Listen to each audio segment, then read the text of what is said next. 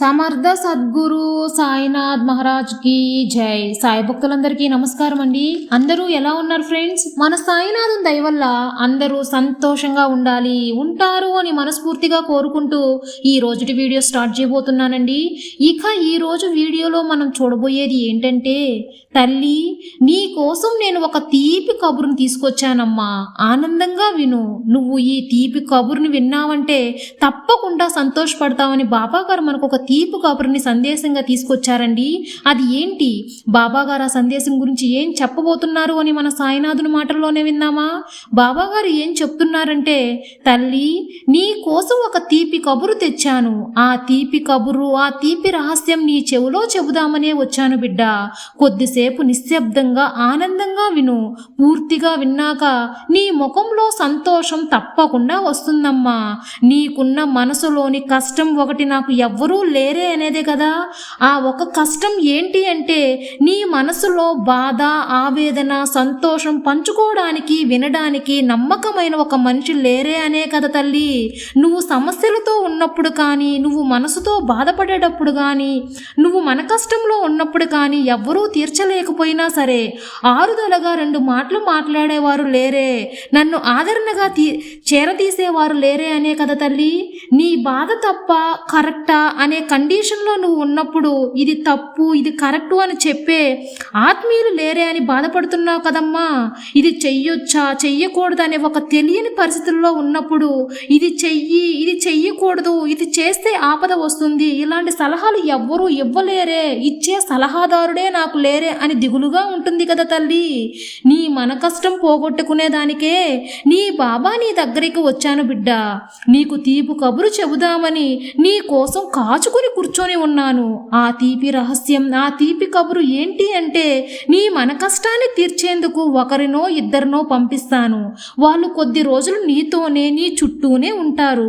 వాళ్ళు ఆత్మీయులుగా మారబోయేది ఎవరు అని కనిపెట్టుకొని నీ ఆలోచనను అర్థం చేసుకుంటారు. ఆ విషయం నీకు కూడా తెలుస్తుంది తల్లి.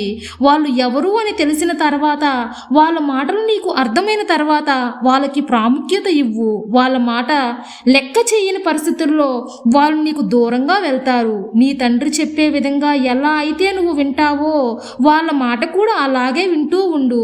వాళ్ళ మాటల్లో కూడా నీకు గందరగోళం కల్పించినచో బాబా అని ఒక్కసారి నన్ను తడుచుకో, తప్పకుండా నీకు మంచి ఆలోచన కల్పిస్తాను తల్లి.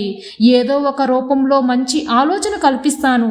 ఒక్కసారి కళ్ళు మూసుకొని నీ సాయి తండ్రిని పిలువు, తప్పకుండా నీ దగ్గరికి నేను వస్తాను బిడ్డ. నీ కష్టం తీరుస్తాను, నీకు మంత్రినై సలహానిస్తాను తల్లి.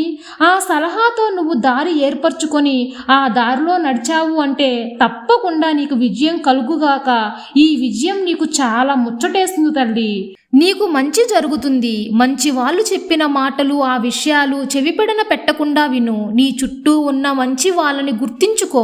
నువ్వు వచ్చి వాళ్ళని గుర్తుపట్టు తల్లి. వాళ్ళు చెప్పే మాటలు నువ్వు గుర్తించుకొని చెయ్యి. నీ కోసం వాళ్ళని పంపిస్తున్నాను కదా బిడ్డ. నీకు న్యాయమైన సలహాలు ఇచ్చి నిన్ను మంచి దారిలో నడిపిస్తారు. నీ మనస్సును సంతోషపరిచేలా ఉంటారు. నీ మనసులోని బాధను తగ్గిస్తారు. మంచి విషయాలు చెప్పినప్పుడు నువ్వు తప్పకుండా ప్రాముఖ్యత ఇచ్చి వాళ్ళు నిన్ను ప్రోత్సహిస్తారు తల్లి. నీ వల్ల అవుతుంది అని ప్రోత్సహిస్తారు తల్లి. నీకు ఆ మనోధైర్యం కల్పిస్తారు. నువ్వు మంచి మార్గంలో వెళ్ళినప్పుడు నిన్ను అభినందిస్తారు. తప్పు దారిలో వెళితే అడ్డుపడతారు. నీ మనసులోని బాధ, సంతోషం, కష్టం చెప్పేటప్పుడు ఓపికగా వింటారు. నిన్ను మంచి మార్గంలో నడిపిస్తారు. వాళ్ళే ఎల్లప్పుడూ నీతోనే ఉంటారు. ఉండాలని కోరుకో, ఉండేలాగా నువ్వు నడుచుకో. ఏదీ శాశ్వతం కాదు. ఈ సమయంలో నీకు కావాల్సిన మనిషిని నీకు ధైర్యాన్ని నింపడానికి మాత్రమే నేను పంపిస్తున్నానమ్మా. నీలో మనోధైర్యాన్ని నింపడానికి, ఎప్పుడు కూడా నువ్వు కృంగిపోకుండా ఉండడానికి మాత్రమే నేను ఆ వ్యక్తిని పంపిస్తున్నాను. నీకు ఆత్మీయంగా ఉండే ఆ వ్యక్తి నీ దగ్గర అవుతాడు. నీ జీవితం ఆనందంగా ఉండడానికి ప్రయత్నిస్తారు. ఇంకా నీ సాయి తండ్రి నీకు తోడుగా ఉంటాను తల్లి. కాబట్టి నీ బాబా చెప్పిన మాటలు అర్థం చేసుకుని ఆ వ్యక్తిని గుర్తించి నీకు మంచి ఎవరు చెప్తారో వాళ్ళని గుర్తించు, వాళ్ళని నమ్ము.